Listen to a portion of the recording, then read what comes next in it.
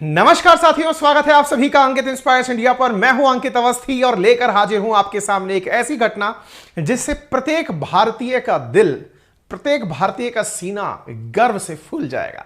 ऐसी खबर जिसकी वजह से आपके मन में यह भाव आएगा कि निश्चित ही हम भारत वाले दुनिया से किस तरह अलग हैं।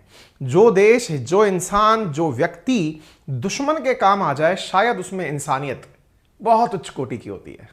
यह शब्द बोलने से पहले मैं आपको बता दूं चर्चा किस विषय पर है। चर्चा है तुर्की में आए हुए भूकंप के बाद भारतीय सहायता की। उस चर्चा को समझें, लेकिन मैंने उससे पहले एक स्टेटमेंट यूज किया, दुश्मन की भी मदद करने जो उठ जाए वो निश्चित ही भारत होगा। और ऐसी स्थिति में वो देश वसुधैव कुटुंबकम की परिभाषा को यथार्थ में दुनिया को मैसेज के साथ सुनाता होगा। आज के सेशन में भारत की जो एनडीआरएफ टीम है, जब वो भारत लौटी है, उसका सब तरफ सम्मान ना केवल भारत में बल्कि तुर्की में भी सम्मान हुआ। बाय द वे, जिसको हमने दुश्मन कहा उसके पीछे का बहुत आधार है। आधार यह है कि भारत तो मित्रता रखता है, लेकिन उस मित्रता में तुर्की ने हमारे साथ जो किया है उसे हम याद रखते हैं। हम इसलिए ही तो सब लोगों ने इस चीज को बहुत आत्मीयता से महसूस किया है कि यार हमने इनकी भी मदद करी। किनकी, आइए बताते हैं। ये खबर देख रहे हैं आप, 24 नवंबर 2022 की है, जिस खबर में लिखा हुआ यह था कि आईएसआई, पाकिस्तान की जो खुफिया एजेंसी है, वो कश्मीर में प्रोपेगेंडा स्प्रेड करने के लिए यंग तुर्क्स की मदद ले रही है। जो टर्की के लोग हैं उनकी मदद ले रही है। कश्मीर से लोगों को उठाकर तुर्की भेजा जा रहा है, ब्रेन वॉश किया जा रहा है, भारत विरोधी नारे लगवाए जा रहे हैं, भारत विरोधी काम करवाए जा रहे हैं। इतना ही नहीं, तुर्की की जो पैरामिलिट्री फोर्स है सादत, उसने इस बारे में चर्चा की कि किस प्रकार से कश्मीर की स्थितियों को सामान्य किया जा सकता है, पाकिस्तान के पक्ष में किया जा सकता है। अर्दगन ने यूएन के अंदर कश्मीर के मुद्दे को कईयों बार उठाया है। इतना ही नहीं, टर्किश प्रेसिडेंट अर्दगन ने कश्मीर को यूएनजीए के अंदर एड्रेस के दौरान, जहां उनका खुद का देश अपनी समस्याओं से ग्रसित था, तब भी कश्मीर के मुद्दे को यूएन जैसी जगह पर केवल पाकिस्तान प्रेम के कारण उठाया है। तुर्की के प्रेसिडेंट ने कश्मीर इशू को हर बार जब जब मौका मिला यूएनजीए में उठाया, अपने पाकिस्तान के भाइयों के प्रेम के लिए। लेकिन भारत ने इसका बदला, कहते हैं ना, एक बहुत अच्छी कहावत है साथियों, कि जब भी कोई आपकी तरफ, गांधी जी का एक कथन था, बहुत बड़ा फेमस कथन था, और कथन क्या था कि यदि कोई आपके गाल पर एक थप्पड़ मारे तो दूसरा गाल उसके आगे कर दो। इसको बहुत से लोगों ने अलग अलग तरीके से लिया। कुछ लोगों का कहना था यह आपकी कमजोरी की निशानी है। जी नहीं, अगर कोई आपके थप्पड़ मार रहा है और आप दूसरा गाल आगे कर रहे हैं, इसका अर्थ यह नहीं होता कि आप पिटने के लिए आगे कर रहे हैं। आप उसको यह एहसास दिला रहे हैं कि तुम गलत हो, और जब तुम गलत हो ना, तो ये दूसरा गाल भी हमने आगे इसलिए किया है कि तुम्हें शायद ये रियलाइज हो जाए कि इसके 2 थप्पड़ पड़ने के बाद भी ये शांत है, निश्चित ही ये मुझसे डर तो नहीं रहा है, क्योंकि अगर इसने एक बार भी हाथ उठा दिया तो मैं बचूंगा नहीं। आपको पता है, गांधी जी की अहिंसा को बहुत से लोग आज तक नहीं समझ पाए। उनमें से बहुत से लोग यही कहते हैं कि बापू ने दुनिया, भारतवासियों को कमजोर और निर्भीक बना दिया। अरे ऐसा नहीं है। जिन्होंने इस बात को समझ लिया, उन्होंने बापू को अपने साथ सम्मान में हर जगह टांक दिया। पता है क्यों? क्योंकि असल मायने में अहिंसा का पाठ उस व्यक्ति पर सिद्ध हुआ था जिसने यह बताया था कि अंग्रेजों, तुम मुट्ठी भर अंग्रेजों की मदद से हम लाखों करोड़ों भारतीयों पर राज कर रहे हो। हम केवल अपने हाथ में लाठी लेकर के आपको बस ये बताने का प्रयास कर रहे हैं कि आप अत्याचार कर लो, बस हमारी लाठी उठ गई तो बचोगे नहीं। हम सह लेंगे तुम्हारे पत्थर, क्योंकि हम तुम पर पहले से ही तरस खाकर चल रहे हैं। हम कमजोर नहीं हैं, बस तुम्हें यह एहसास करा रहे हैं कि सामने वाला व्यक्ति इतना सामर्थ्य वाला है कि चुपचाप तुम्हारी बात सुन रहा है, क्योंकि अगर इन्होंने एक बार पत्थर उठा लिया तो तुम्हारा नामो निशान मिट जाएगा। तभी तो भारत में जब आजादी के आंदोलन चले, जहां तहां भारतीय मत वाले जहां जहां चले, अंग्रेजों की हवा क्यों खराब हो जाती थी? भीड़ से अंग्रेज क्यों डरते थे? उन्हें लगता था कि अत्याचार तो हम कर रहे हैं, लेकिन ये जिस समय पलट कर वार कर दिए, बचेंगे नहीं। भारत ने कुछ ऐसा ही मैसेज इस समय दुनिया को फिर से दिया है कि तुमने हमारे खिलाफ जितना चाहे जहर उगला हो, लेकिन हमारा जेस्चर ये वाला है। हम लोग ये हैं, हम अपने द्वारा आपकी मदद के लिए हमेशा खड़े हैं। आप कुछ भी हो, भारत अफगानिस्तान की मदद के लिए अपने बजट में पैसे निकालता है। 200 करोड़ रुपए इस बार अलग से अफगानिस्तान की मदद के लिए निकाले हैं। जिस अफगानिस्तान में वो तालिबान है जिसने हमारा प्लेन हाईजैक किया था और हमसे आतंकी छुड़वाए थे, उन आतंकियों ने ना जाने कितने ही मासूमों की जान ली। अगेन, कि बेटा तुम्हें हम माफ कर रहे हैं, क्या पता तुम्हें सद्बुद्धि आ जाए। और ये सन्मुति दे भगवान, जो हमारा शब्द है ना, रघुपति राघव राजा राम, पतित पावन सीताराम, इसमें जो सबसे बड़ी बात है ना वो ये है कि आपको सन्मति दे भगवान, क्योंकि ये अच्छी बुद्धि आने के लिए पहले ये एहसास होना जरूरी है कि सामने वाला डर के नहीं, अपने अंदर इंसानियत को जिंदा रखकर तुम्हारी कद्र कर रहा है। अगर इसका हाथ उठा तो बचोगे नहीं। अब ऐसी स्थिति को अगर आप यहां तस्वीरों में देखें तो आप फील करेंगे ये तस्वीरें अपने आप में बहुत कुछ बयान करती हैं। आज की ये पूरी की पूरी कहानी हर भारतीय को गर्वान्वित करती है। साथियों, ये तस्वीरें अधिकांश टाइम हमारे देश में क्या है ना, देश के अंदर ही देश को बहुत ज्यादा प्यार करने वाले लोग भी हैं जो कई बार ये कहते हैं कि ओहो, ये शो ऑफ करने की क्या जरूरत है, क्या आज से पहले कभी ऐसा नहीं हुआ था। इस बार जो एनडीआरएफ की तारीफ हो रही है या देश की तारीफ हो रही है, ये कोई सेट एजेंडा नहीं है भाई। टर्की से वीडियो रिलीज हो रहे हैं कि देखिए इंडिया ने हमारे लिए क्या किया, वहां के लोकल लोग हमारे सम्मान में तालियां बजा रहे हैं। ये प्लांटेड नहीं हो सकते अजी साहब। और हमारे देश के अगर एनडीआरएफ के जवान, हमारे डॉक्टर्स, हमारी सेनाएं वहां जाकर मदद की हैं और अगर हम उनकी तारीफ में अगर तालियां बजा भी दें तो इसमें किसका हर्ज है भाई, क्या नुकसान है। ये तस्वीरें आपको दिख रही हैं, ये तस्वीरें आपको दिख रही हैं जिसमें एक बच्चा महिला ऑफिसर को सैल्यूट कर रहा है। दैट मीन्स आप मैसेज समझ पा रहे हैं, महिला ऑफिसर्स भी टर्की गई थी। और ये महिला ऑफिसर की ये वाली तस्वीर तो इतनी वायरल हो गई है जिसे देखकर लगता है कि शायद ये मैडम जल्दी ही किसी ना किसी पुरस्कार से सम्मानित की जाएंगी। इन्हें टर्की के अंदर एक महिला इन्हें प्यार करते हुए, दुलार करते हुए ब्लेसिंग्स दे रही हैं। आपने ये माल तो जाते हुए देखा होगा, लेकिन आत्मीयता के भाव के साथ, अपने संस्कारों के प्रदर्शन के साथ भारत की फोर्सेस ने, एनडीआरएफ ने जिस प्रकार से टर्किश लोगों की मदद की है, उससे लोगों का हृदय परिवर्तन हुआ है। और इस हृदय परिवर्तन को आप यहां पर देख पाएंगे। आज के सेशन में हम उसी की चर्चा करेंगे। आज की न्यूज ही यह है कि टर्की ने, हमने जो मदद की, प्रधानमंत्री ने एनडीआरएफ की टीम के साथ मिलकर के उनके साथ बातें की हैं, उनसे चर्चाएं की हैं, और वो चर्चा इस समय पूरी तरह से वायरल है, पूरी तरह से मीडिया में छाई हुई है कि किस तरह से एनडीआरएफ की टीम ने अपने किस्से साझा किए। पूरे देशवासियों को पता चला कि हम लोग जब तिरंगे के साथ कहीं जाते हैं तो लोगों में किस तरह उम्मीद निकल कर आती है। साथियों, एक बार फिर ऐसा हुआ है, दुनिया में सबसे पहले रिलीफ भेजने वाला टर्की को देश भारत बना।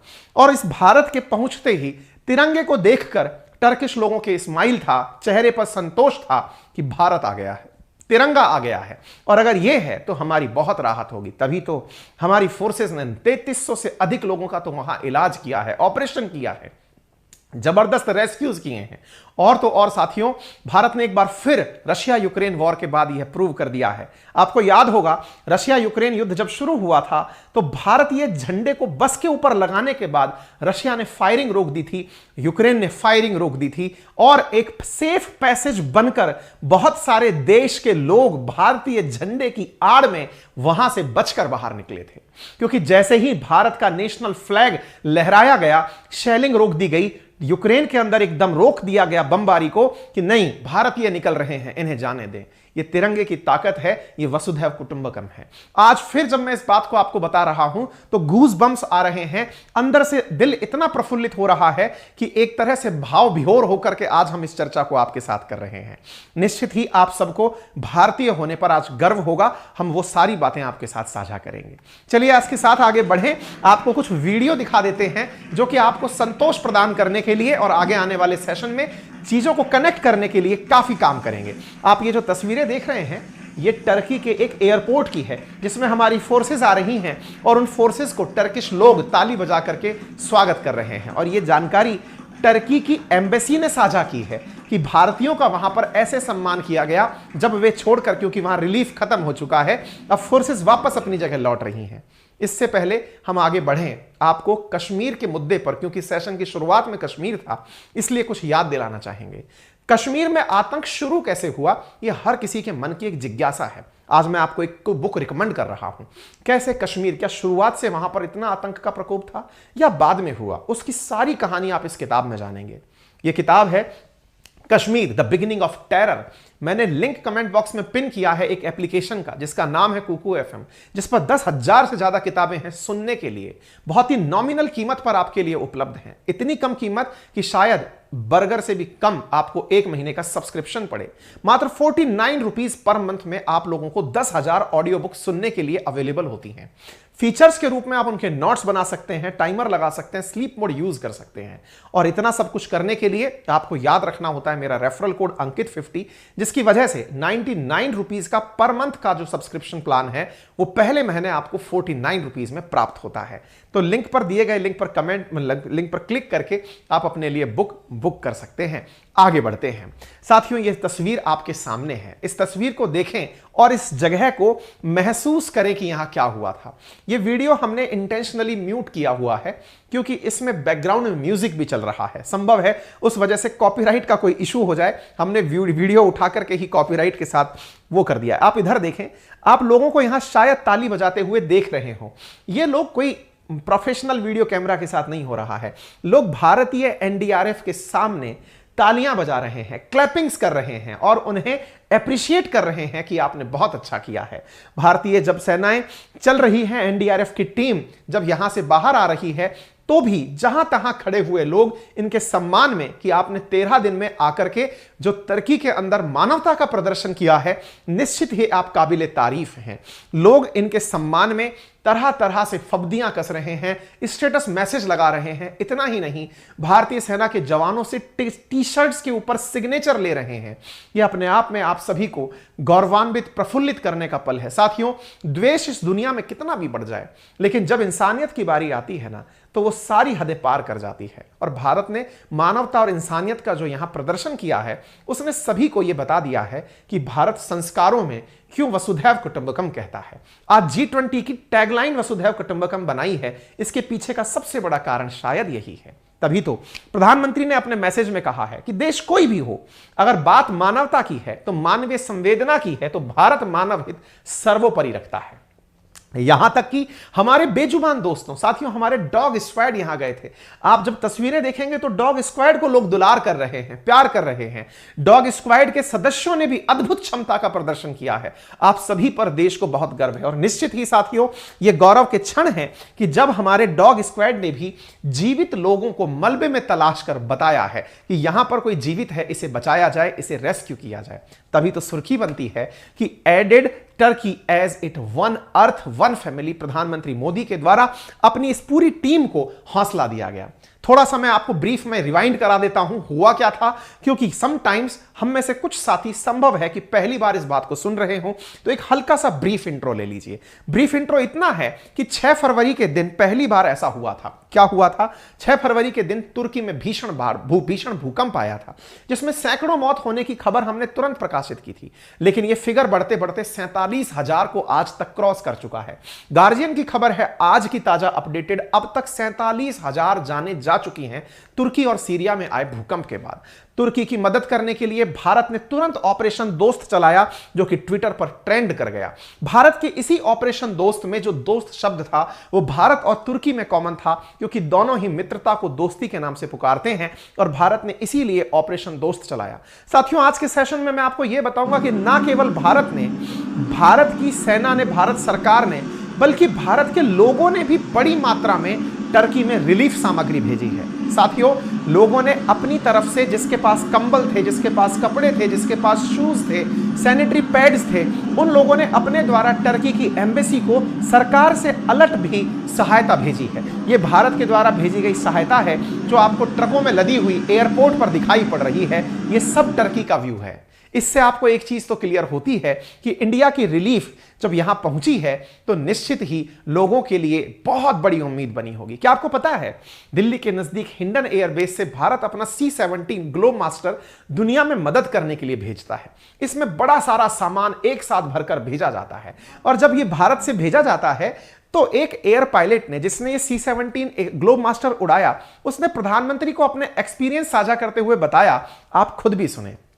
भारतीय वायुसेना का ग्लोब मास्टर जब भी जहां उतरता है, लोगों में एक अलग सा उत्साह पैदा हो जाता है। मुझे लगता है भारतीय सेना का, अगेन जब ये बात सुनते हैं ना, तो एकदम गूज़बम्स से आने लगते हैं। कितनी खास बात है। प्रधानमंत्री से ये अपनी बात साझा करते हुए कह रहे हैं, मैं फिर से सुनाऊंगा, शायद ऑडियो इनका थोड़ा कमजोर आ रहा हो। ये कह रहे हैं कि भारतीय वायुसेना का C-17 ग्लोब मास्टर जब भी किसी देश में लैंड करता है, चाहे नेपाल में हो, चाहे फिर नेपाल के अलावा श्रीलंका में हो, यूक्रेन में हो, या फिर तुर्की में हो, लोगों के अंदर एकदम उम्मीद पैदा हो जाती है कि अब भारत आ गया है। और सब कुछ अच्छा हो जाएगा। देखिए जरा। भारतीय वायुसेना का ग्लोब मास्टर जब भी जहां उतरता है, लोगों में एक अलग सा उत्साह पैदा हो जाता है। उन्हें लगता है कि भारत उनकी मदद करने वाले हैं। जो छवि भारत की आज की डेट में दूसरे देशों में है कि कहीं भी कुछ भी होगा तो भारत जितनी हो सकेगा जरूर मदद करेगा और किसी और से ज्यादा ही करेगा। ये अपने एक्सपीरियंस साझा कर रहे हैं पीएम के साथ, क्योंकि भारत के प्रधानमंत्री ने इस टीम के साथ मुलाकात की जो ऑपरेशन दोस्त में दोस्ती निभाकर लौटी है। साथियों, यहां पर आप यह ऑपरेशन दोस्ती के अंदर हमारे उस ग्लोब मास्टर को देख सकते हैं, जिसके अंदर सीधी बसें, सीधे ट्रक्स डायरेक्ट लोड किए जा सकते हैं और उन्हें लोड करके सहायता के लिए भेजा जा सकता है। और इस ग्लोब मास्टर को उड़ाने वाले पायलट ने अपनी बातें साझा की। साथियों, ऑपरेशन शुरू हुआ था 7 फरवरी को। 6 फरवरी को हमने न्यूज प्रकाशित की थी आपके सामने।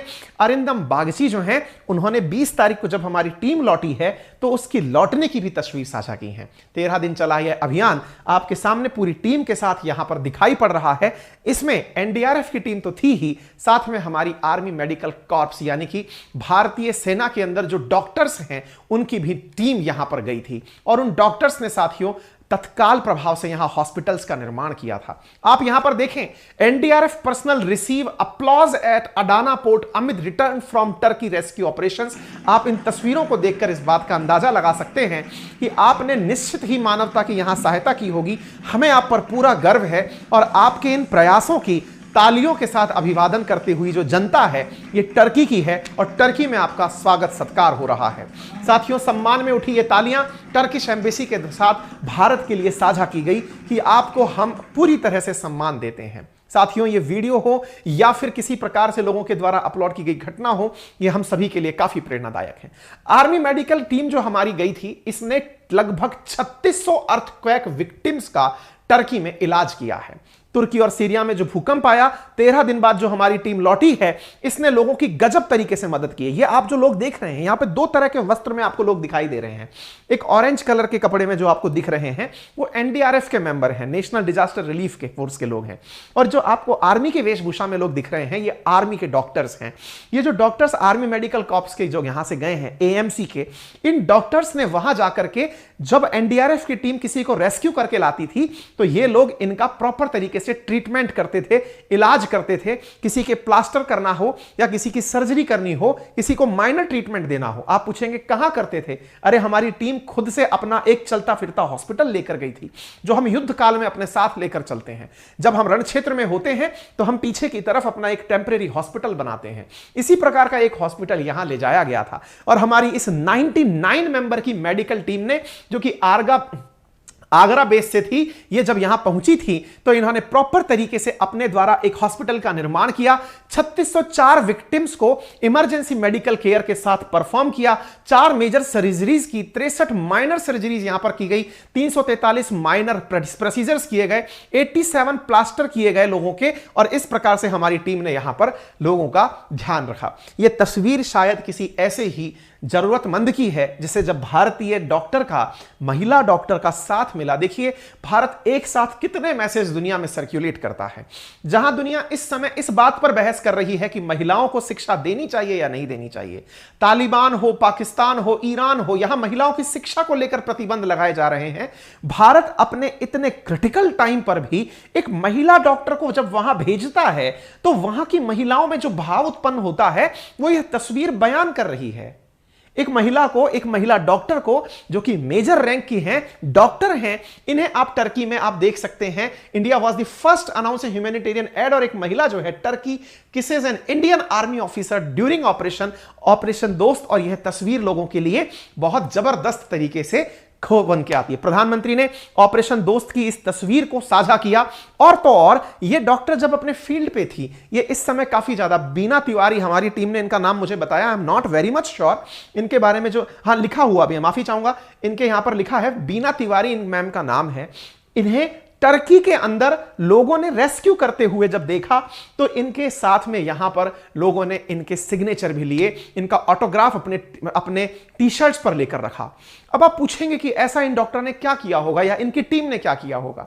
तो इन्होंने अपने द्वारा देश के प्रधानमंत्री को जब यह बात बताई, क्योंकि प्रधानमंत्री ने इनकी इस तस्वीर के आधार पर इनसे पूछा कि आपने ऐसा वहां क्या किया कि लोग आपके इतने प्रशंसक हो गए। तो इन्होंने कहा कि हम भारत के संस्कार लेकर वहां गए थे, हमारे ही वो संस्कार थे आप तस्वीरों में जैसे देख सकते हैं कि हमने जो टेम्परेरी यहां हॉस्पिटल बनाया था, उस हॉस्पिटल के अंदर हमने मानवता का प्रदर्शन, हमारे संस्कारों का प्रदर्शन करते हुए, जैसे हम बोलते हैं ना कि हमारे संस्कार हैं, बड़ों का सम्मान करो, छोटों को प्यार दो, अपना व्यक्तित्व इस प्रकार से विकसित करो कि महिलाएं और महिलाएं आपके साथ सुरक्षित और सम्मानित महसूस करें। कुछ ऐसे ही संस्कार हमारी इस टीम ने जब यहां शो किए, तो आप लोगों को देख सकते हैं कैसे मानव चेन बना करके हॉस्पिटल से बाहर आती हुई डॉक्टर्स की टीम को तालियों के साथ स्वागत और सम्मान कर रहे हैं। आप यहां पर ये भी वीडियो इंडियन मीडिया का नहीं है, यह टर्की से निकला हुआ वीडियो है, जो स्टूडेंट ऑफ पीस की बात करता है, मेहरान के नाम से यह व्यक्ति है। ठीक है, इसके साथ साथ आप यहां पर इंडियन आर्मी के द्वारा भी इस साझा हुए वीडियो को देख सकते हैं। इतना ही नहीं साथियों, ये जब हम आपके साथ साझा कर रहे हैं, ये तस्वीरें अपने आप में बहुत कुछ बयान कर रही हैं। इसके साथ साथ ये तो हमारी सेना का काम, सरकारी काम हुआ, इसके अलावा भारतीय लोगों ने भी कितना बढ़ चढ़कर मानवता का प्रदर्शन किया, इसे आप टर्की की एम्बेसी से जान सकते हैं। यह टर्किश एम्बेसी है जिसमें बकायदा इस न्यूज को साझा करते हुए बताया है कि भारतीय लोगों ने सरकार से अलग अपनी सहायताएं हमारी एम्बेसी में भिजवाई हैं। आपको याद होगा टर्किश एम्बेसी ने बकायदा अपना phone number, IFSC code, scanner सब जारी किया था। लोग अपनी अपनी तरफ से यहां पर मदद भेजे हैं। किसी ने यहां ब्लैंकेट भेजा है, किसी ने यहां भोजन का सामान भेजा है। यहां पर तुर्की सीरिया के लिए एक रिलीफ फंड का निर्माण करवाया गया। यह टीआरटी वर्ल्ड जो टर्किश मीडिया है उसके द्वारा चलाया गया वीडियो है, जिसमें यह दिखाया जा रहा है कि भारतीय लोगों ने कैसे खुद से आगे आकर के, देखिए भारत में यह बात बहुत अच्छे से प्रचलित है कि टर्की भारत हितैषी नहीं है, लेकिन भारत के संस्कारों में हमेशा यह रहा है कि यह पूरा विश्व हमारा परिवार है और हमारे परिवार में कोई भी व्यक्ति अगर परेशान है तो हम उसकी खिदमत करने के लिए जरूर पहुंचेंगे। और जब आज के यूथ, आज की युवा पीढ़ी जब इस प्रकार की चीजें देखती है तो भारत का पर्चा, भारत का झंडा यूं ही बुलंद हो जाता है, क्योंकि वो इन संस्कारों को ही आगे लेकर जाती है। उन्हें गर्व होता है, गौरवान्वित होने का क्षण पैदा होता है। साथियों, आप यहां पर देख सकते हैं किस प्रकार से लोगों के द्वारा रिलीफ भेजी गई। और तो और यहां पर एक प्राइवेट एजेंसी के द्वारा टर्की की जो हमारी दिल्ली के अंदर एम्बेसी है, वहां पर इस प्रकार से बेडिंग्स भेजी गई, स्लीपिंग बैग्स, ताकि जिनके पास में सोने के लिए जगह नहीं है, सोने के लिए बिस्तर नहीं है, आप स्लीपिंग बैग्स को यहां पर लोग अपनी अपनी श्रद्धा के अनुसार डोनेट करते हुए दे रहे हैं। टर्की के एम्बेसडर के द्वारा एक लेटर साझा करते हुए कहा गया कि मैं इस लेटर को पढ़कर के यह समझ रहा हूं कि शब्द जो है कई बार बोलने से ज्यादा वक्त रख जाते हैं। आप यहां पर देखें, फिरात सुनेल जो भारत में एम्बेसडर है, इन्होंने क्या कहा, sometimes the meaning of word is much deeper than their meaning in dictionary. Like this letter attached by an Indian family to one of blanket donation. एक ब्लैंकेट डोनेशन का इनके पास में वो आया था, उस पर किसी ने पत्र लिखा था और वो पत्र लिखने वालों के नाम यहां पर हैं कुलदीप, अमरजीत, सुखदेव, गौरव। इन्होंने 100 ब्लैंकेट टर्किश एम्बेसी को दिल्ली में डोनेट करते हुए एक मैसेज लिखा। और क्या लिखा इन्होंने? लिखा, sending love from India, our regards to all Turkish people. Just 2 days ago we all were very worried about the loss of life and property in the natural calamity in Turkey. We all Indian are standing with Turkey in their grief in this hour of trouble. God bless Turkey and give it courage to deal with this trouble. और ये तस्वीर इन्होंने साझा करते हुए कहा कि ये शब्द अपने आप में जो डिक्शनरी में लिखी हुई बातें हैं उससे भी कहीं ज्यादा आत्मीयता का भाव रखते हैं, और उन्होंने इस पत्र को साझा किया।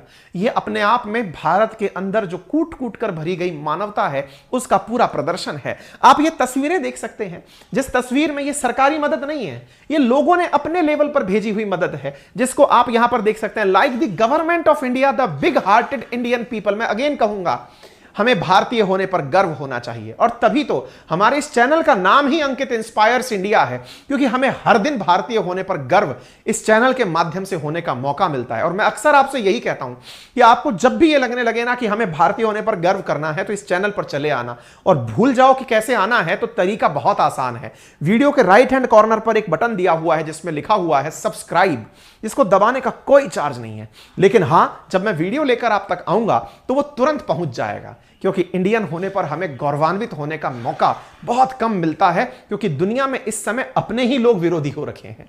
ठीक है, तो फिलहाल के लिए साथियों ये आप चीज देख रहे हैं, प्रधानमंत्री ने अपने इन्हीं सभी सोल्जर्स को बुलाया, सम्मानित किया और पूछा कि कैसी रही आपकी यात्रा। तो यहां पर तस्वीरें आप देख सकते हैं, प्रधानमंत्री के द्वारा एनडीआरएफ की टीम और डॉक्टर्स के साथ बातचीत करते हुए एक सेशन साझा किया गया, उनके द्वारा पीएमओ के ऊपर भी साझा किया गया, और ये सब चीजें आप देख रहे हैं। तो यहां पर इन्होंने प्रॉपर तरीके से उस वीडियो के माध्यम से तो एक पेशेंट का रिलेटिव वो देख के समझ गया कि मैं यहाँ का कमांडिंग ऑफिसर हूँ, उसने जस्ट मेरे दोनों हाथ पकड़ के आंखों से लगाया और चूमा। तो मैं भी झुक गया। तो उसने कहा आप समझ सकते हैं ये इसका मतलब क्या है? मैंने कहा आप मुझे इज्जत दे रहे हैं। तो कहते हैं नहीं, आप मेरे पिता समान।